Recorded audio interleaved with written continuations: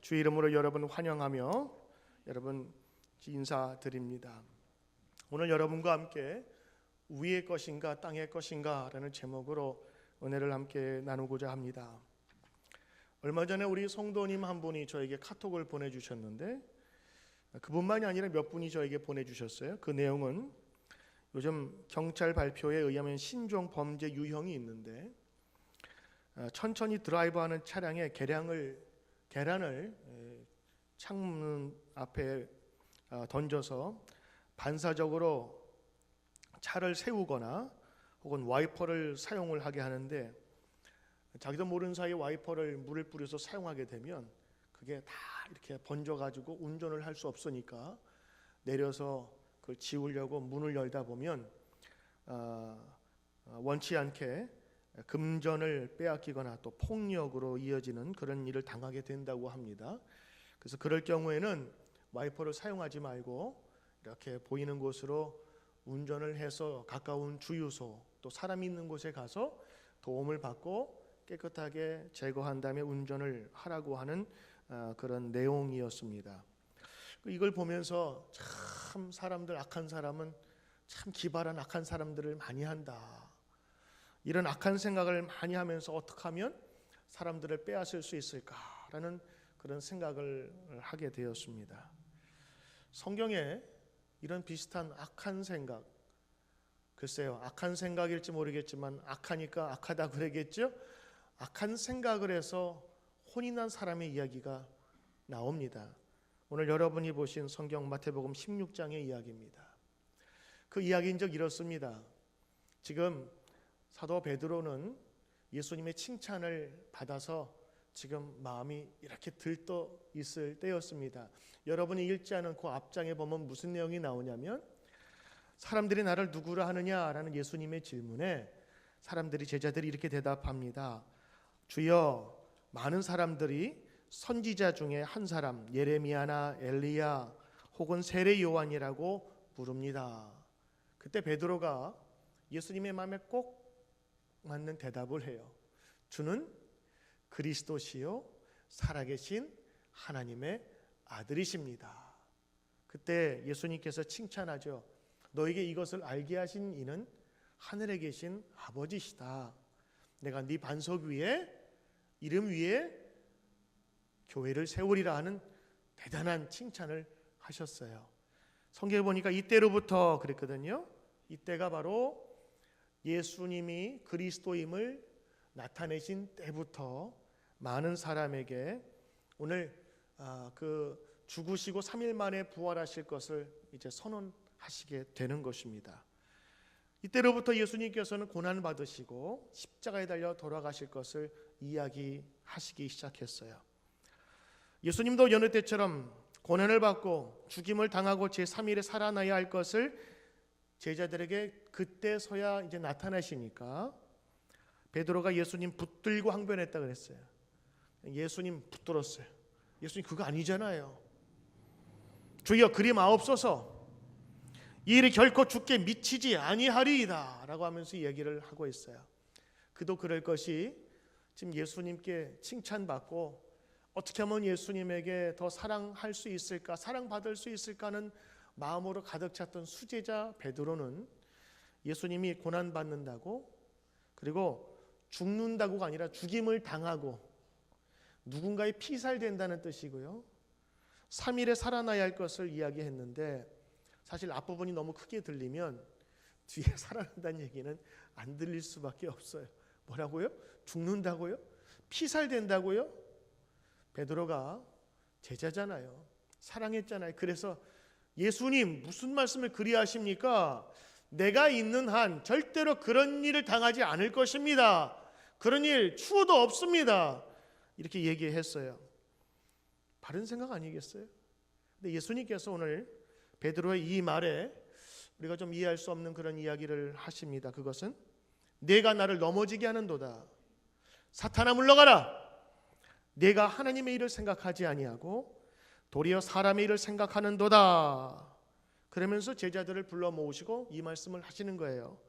누구든지 나를 따라오려거든 자기 십자가를 지고 따라오라. 누구든지 자기 목숨을 구원하고자 하면 잃을 것이요 나를 위하여 목숨을 잃으면 찾으리라. 자, 오늘 이 말씀을 하셨어요. 이 말씀은 이제 예수님께서 순환 당하시고 십자가에 달려 돌아가시기 전 자기의 사명 선언을 하신 거예요. 내가 앞으로 이 일을 향해서 나가야 될 사람이고 이 임무를 위해서 왔다.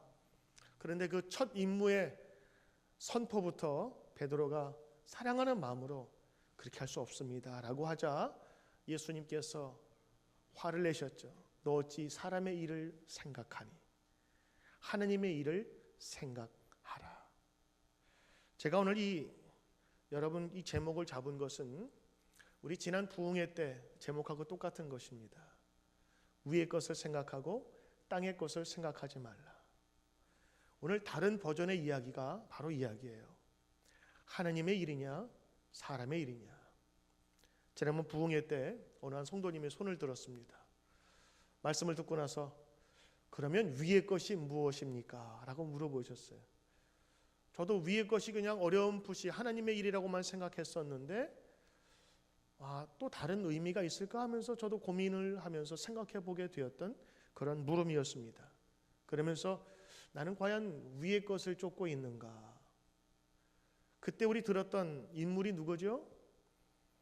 이 땅에 와서 헌신하며 때로는 자기 남편 먼저 35살에 그리고 딸 사랑하는 5살 때 이질 걸려서 하늘로 보내면서 이 땅에 수많은 계몽운동과 여성의 그 눈을 뜨이기 위해서 가르쳐주고 병원을 세워서 선교사를 초청하고 자기의 재산을 헌신하여서 이 나라의 계명운동을 일으키고 눈을 뜨게 했던 그 선교사들의 이야기를 통해서 이분들이 위의 것을 따르는 사람들이 아닌가라는 그런 말씀을 들었어요. 우리 모든 교우들이 상당히 큰 도전을 받았어요.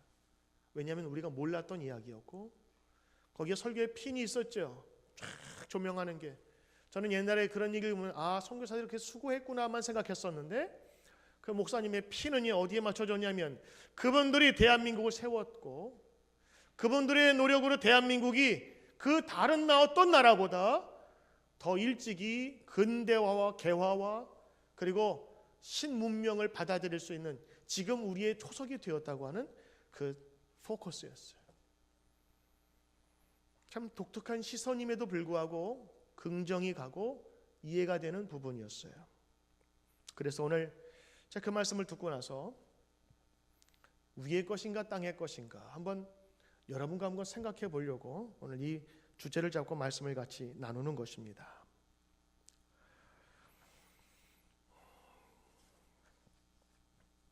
이번 부흥회 때 저는 세 가지를 큰 은혜의 초점으로 감사함으로 받았어요. 첫째는 다시 쓰는 구원론이었습니다. 요즘에 우리가 갖고 있는 구원론이 과연 참다운 것인가에 대한 우리 질문을 하면서 대답을 우리 지난 주간에 주었고요.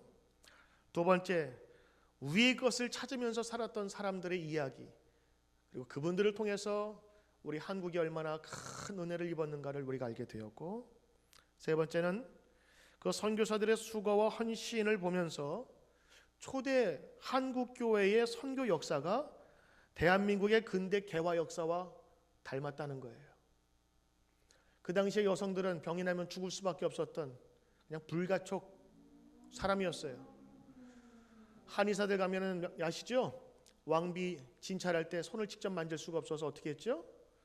실을 담아서 아시네요? 실을 묶어서 그거를 멀리서 진동을 느껴서 진찰할 정도. 왜냐하면 외간 여자를 만날 수가 없었으니 만질 수가 없었으니까. 그거는 천민도 마찬가지였고 상놈도 마찬가지였어요. 서양 남자 앞에서 가슴을 내놓을 수가 없어서 그때 필요한 것이 여자 의사, 여성 의사를 보내와 달라고 선교사에 요청해서 그 동대문, 사대문에 아닌 그 밖에까지 그 구호의 손길을 편 것이 바로 초대 교회의 선교사들의 역할이었습니다. 남녀 평등, 교육, 의료 이 모든 것들이 그 당시부터 전해져 왔게 되었어요. 여러분 심지어는 이런 얘기도 있습니다. 선교사들이 와가지고 테니스를 치고 있었어요. 그랬더니 지나가는 양반이 그랬다죠. 아니 종놈 시키지 왜 저렇게 땀 흘리고 저런데 그 당시에는 이런 것들을 가르칠 수가 없었습니다. 그러나 이 부흥회를 통해서 이 세 가지, 바로 그분들의 위것을 찾았던 사람들의 이야기를 통해서 새로운 도전을 받게 되었다는 것이죠. 그러면서 한 가지 또 하나, 믿음으로 구원받는다는 우리 그 구원론에 대해서 하나의 문제 제기라면, 혹은 다시 한번 생각해 볼 수 있는 여지를 주었어요. 우리는 믿음이 좋다 하면 하나님을 영광 돌리는 것으로만 생각했었는데, 그러다 보니까 이웃사랑과 함께 일하고 함께 거하는 사람들에 대한 사랑을 우리가 놓친 것이 아닌가. 그러면서 선한 사마리아 사람의 이야기를 들었습니다.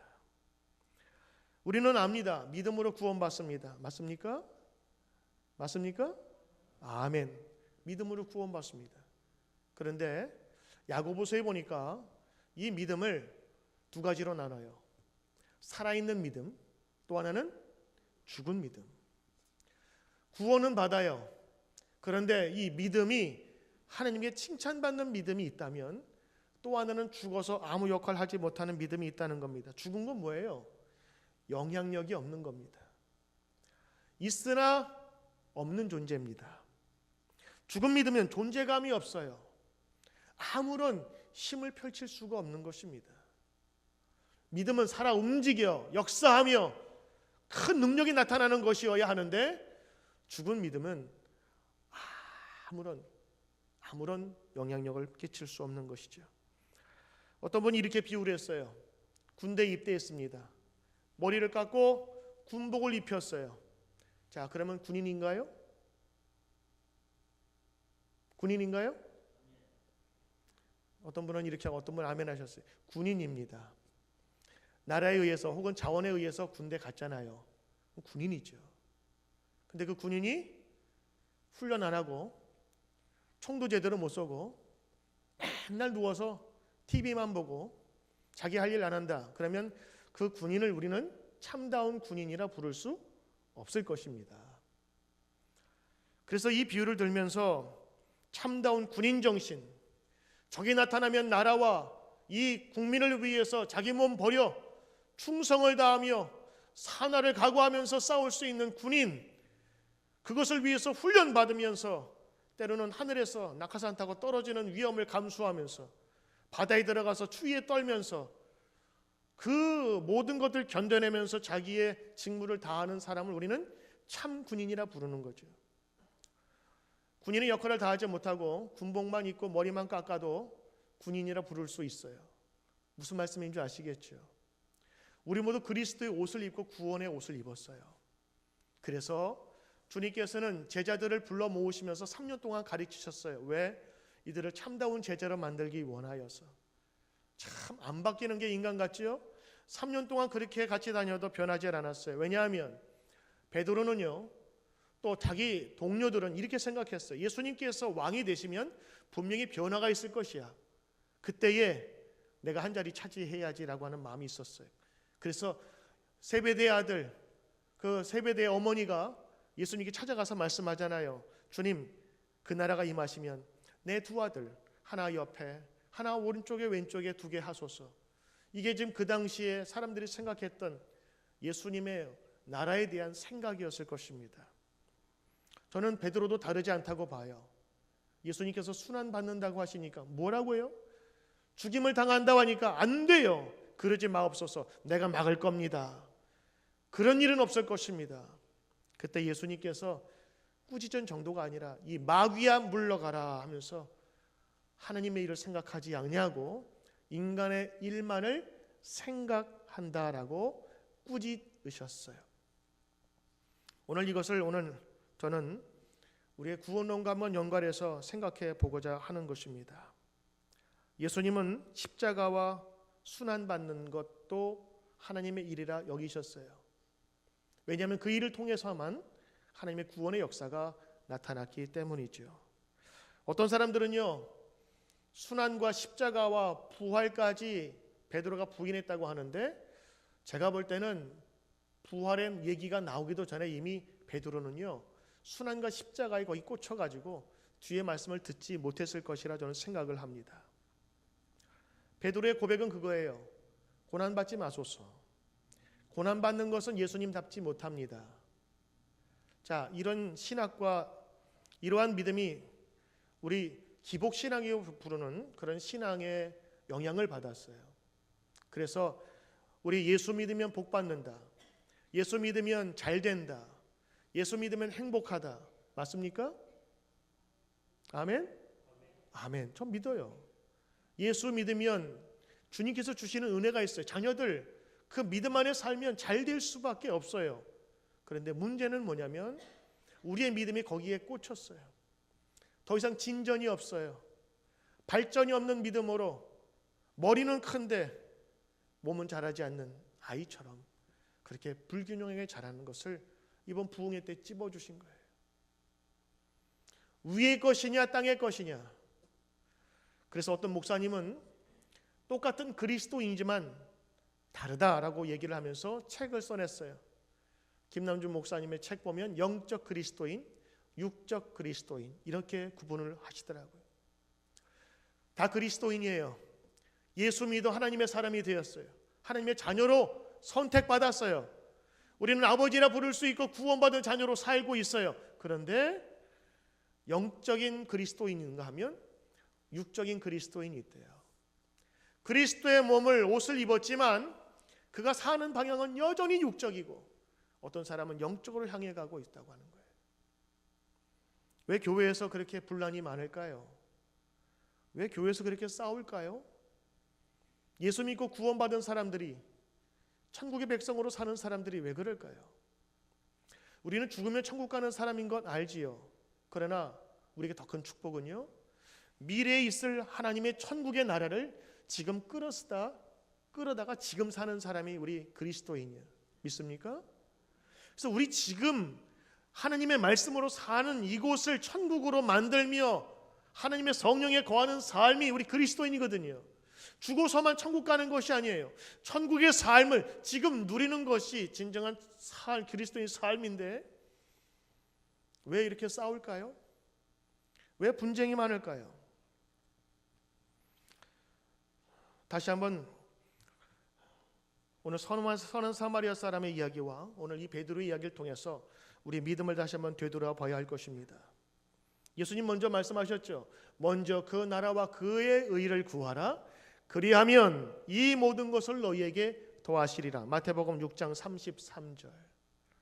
그런데 오늘 우리들은 어떻게 믿음으로 고백하냐면 이 모든 것을 더하여 주십시오.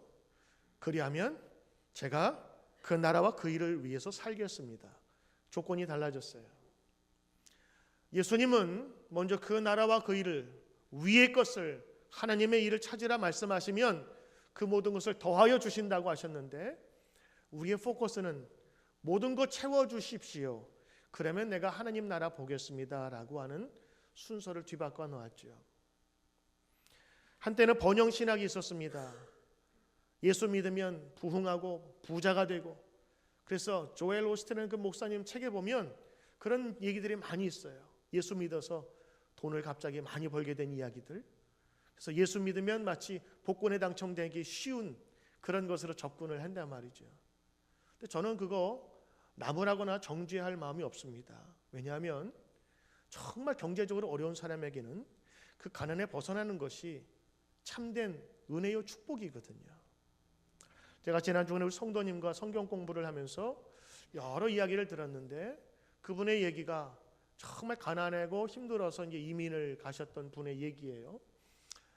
근데 어렸을 때 그 삼박자 축복이라고 하는 그 교회에 다니셨어요. 그래서 예수 믿으면 복 받고 건강하고 평안하고 그것을 주로 믿음의 근간으로 삼는 메시지가 있는 교회였어요. 여러분 얘기하면 다 아는 교회일 거예요. 근데 이제 그분의 얘기가 내가 거기에 그 말씀에 꽂혀가지고 그것을 받아들인 것이 내가 잘못이다라고 얘기를 이렇게 은연중에 하시더라고요. 그래서 제가 그랬어요. 그 잘못 아닙니다. 그때는요 가난에서 벗어나는 것이 우리 최고의 목적이었어요. 새마을 운동, 그리고 경제개발 2개년, 3개년, 5개년 계획 세워서 그때 수출 많이 하는 것이 최고 기업의 영광이었고 우리 할아버지, 우리 아버지 세대, 우리 삼촌 세대 고모부들은요, 쿠웨이트 사우디 가서 돈 벌어오기 위해서 가족과 멀리 2년 3년씩 떨어져서 일해야 됐고요. 전쟁터인 베트남 가서 거기에서 일해서 군인을 파병할 수밖에 없었던 그런 힘든 우리 역사를 갖고 있었어요. 그때는요, 목사님들 신방 가면 뭐 했는 줄 아세요? 냉장고 문 열어봤어요. 냉장고도 없는 집이 많아서 냉장고 열어보고 이 집에 먹을 것이 가득한가? 그래서 축복해 줬다고. 하나님, 이 냉장고가 풍성하게 해 주십시오. 지금 웃지요? 여러분, 그때는 정말 그랬다고요. 저는 몰랐는데 저보다 조금 위에 한 5년, 10년 계신 분들은 보릿고개를 경험하셨고, 그때는요, 축복이요, 다른 자녀들도 축복되지만 우선 먹고 사는 문제, 잘 사는 것이 가장 큰 축복이었어요. 근데 성경에 나오면 그 메시지가 있거든요. 아브라함도 부자였지요. 하나님께서 축복 주실 때 물질의 은혜도 주셨지요. 거기에 초점을 맞출 수밖에 없었던 거예요. 근데 이제 우리의 믿음이 좀 성숙돼야 되잖아요. 그렇지요? 예전에 먹고 사는 문제만 우리가 해결받아서 그것이 축복이라고 생각했던 때가 있었다면 이제는 어떻게 살아야 될까요? 좀 더 성숙해야 될 터인데 우리의 눈은 아직도 먹고 사는 문제에 초점돼 있는 것이 우리 문제였어요. 마태복음 6장 31절에 보니까 그러므로 염려하여 이르기를 무엇을 먹을까 무엇을 마실까 무엇을 입을까 하지 말라. 이는 다 이방인들이 구하는 것이라. 너희 하늘 아버지께서 이 모든 것이 너희에게 있어야 할 줄을 아시느니라. 무엇을 먹을까 무엇을 마실까 무엇을 입을까. 이방인들이 하는 것, 하나님 없는 사람들, 예수님 믿지 않는 사람들이 하는 것이라. 이것이 땅의 것이요, 육의 것이요, 그리고 사람의 일이라 오늘 말씀하십니다. 베드로의 생각은 뭐죠? 주님, 십자가 안 됩니다. 고난 없습니다. 그저 우리 행복하게 삽시다. 근데 예수님의 말씀은 달랐어요. 고난 받아야 구원이 완성된다. 십자가를 통과해야 부활이 있느니라. 우리들은요, 번영신학이 뭐냐면 십자가의 순환과 고난은 없어요. 곧바로 예수님의 탄생에서 예수님의 부활로 넘어간다고요. 고난과 희생이 없는 기독교가 어찌 그것이 참된 기독교가 될 수 있어요? 수많은 선교사들이 왜 이 땅에 와서 자기의 자식과 자기의 남편을 이 땅에 묻었을까요? 그분들은요, 하나님의 뜻에 의해 움직인 사람이라고 저는 확신해요. 그 당시는요, 한번 고향을 떠나면 다시 못 가는 때였어요. 죽음을 각오하고 왔다고요.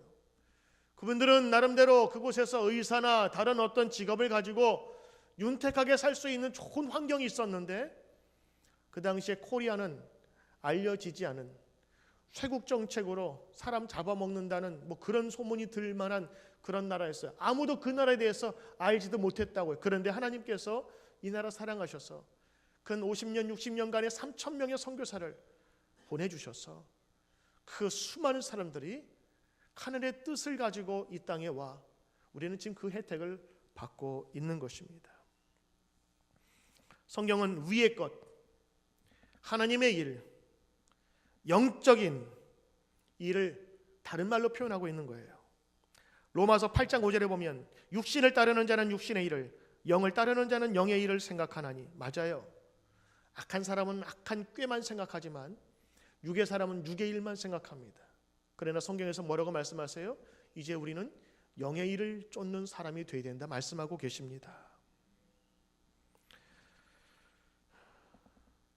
만약 우리의 생각이 무엇을 먹을까 무엇을 마실까, 얼마나 오래 살까, 그리고 얼마나 많이 소유할까, 권세를 부리고 인기를 누릴까, 돈을 어떻게 하면 더 벌어볼까, 얘만 온통 생각이 거기에 묶여 있다면 그래, 맞아요. 죄송합니다. 저와 여러분은 육의 사람이요, 땅의 사람입니다. 오늘 성경은요, 우리의 시선을 위로 향하라고 얘기하고 있어요. 하늘을 바라보라고요. 돼지는요, 하늘을 볼 수 없대요. 왜냐하면 몸 자체가 이미 이 목뼈가 굳어져 가지고 들 수가 없답니다. 그래서 멀리 떨어지는 하늘을 보면 도토리 떨어지는 거 어디 떨어지면 알 텐데 소리 듣고 찾아간대요. 땅만 바라보는 인생은 흔히 우리가 짐승과 같다고 얘기를 합니다. 왜요? 그의 모든 관심은 먹는 거, 입는 거, 더 넓게 사는 거, 좋은 차를 타는 거, 누리는 거, 그곳에만 있기 때문인 것이지요. 오늘 하나님의 나라와 의를 구하는 것이 바로 영의 생각이요, 그리고 위의 것을 바라보는 것입니다. 이것은 하나님의 욕구라는 표현이 가능하다면 이를 채우려는 것이지요. 하나님의 뜻, 나에게 맡겨진 사명, 그리고 내 삶은 어떻게 살아야 할까를 다시 한번 고민하며 나가는 사람, 그리스도의 사람 아닐까요? 로마서 8장 8절에 이런 말씀이 있습니다. 육신에 있는 자들은 하나님을 기쁘시게 할 수 없느니라. 분명한 성경의 메시지예요. 그래서 육의 사람이 아닌, 땅의 사람이 아닌 위의 것을 바라보는 사람으로 나가야 돼요. 이것이 하나님이 기뻐하시는 삶이었고, 예수님께서 우리에게 누차 말씀하신 우리 제자들을 향한 말씀이었습니다. 때로는 우리가 예수님의 이름으로 말미암아 순환당하고 고난당할 수 있어요. 그러나 이 고난과 수고와 헌신은 하나님께서 분명히 기억하신다 말씀하셨네요. 오늘 여러분들이 예수 이름으로 수고하고 헌신하는 것, 다른 사람은 몰라도 하나님은 기억하실 것입니다. 왜요? 오늘 여러분 읽진 않았지만 여러분이 읽으신 말씀 중에서 27절에 보면 이런 말씀이 있습니다. 인자가 아버지의 영광으로 그 천사들과 함께 오리니 그때에 각 사람이 행한 대로 갚으리라. 저는 이번에 이 말씀 다시 준비하면서 다시 한번 제 마음을 정했어요. 하나님, 하늘 향해 살게 하소서. 하나님, 내가 육신으로 살면서 돈을 쫓고 명예 쫓고 권력을 쫓았다면 아버지, 이번 부흥회를 통해서 하늘을 바라보게 하소서. 때로는 교회에서 좋은 자리, 편한 자리만 찾아갔던 나의 모습이 있다면 주여 십자가 질 수 있는 곳에 가게 하소서. 이런 부흥회는 끝났어요. 그러나 부흥의 역사는 계속돼야 하지 않겠습니까? 부흥회는 3일로 끝났어요. 그러나 부흥회의 여운과 파도는 지금 우리 가운데 지금 넘치고 있어요. 우리 성도님 붙잡고 얘기하면요, 그때 얘기를 하는 거예요. 몰랐던 거 깨닫게 되었고, 구원에 대해서 나는 하느님만 바라보면 되는 줄 알았는데 선한 사마리아처럼 내 이웃을 돌봐야 된다는, 그래야만 살아있는 믿음, 참된 믿음이 된다는 것을 깨달았다고요. 그리고 이제는 들은 것으로 끝나지 아니하고 그 말씀대로 살기를 다시 한번 다짐하며 위의 것, 하나님의 것, 하늘을 향해서 나가는 성도 되게 해달라고, 오늘 이 시간 이 말씀 우리가 기억하면서 함께 주님의 은총 가운데 거하며 약속받는 귀한 저와 여러분 되시길 주의 이름으로 축원합니다. 기도합니다.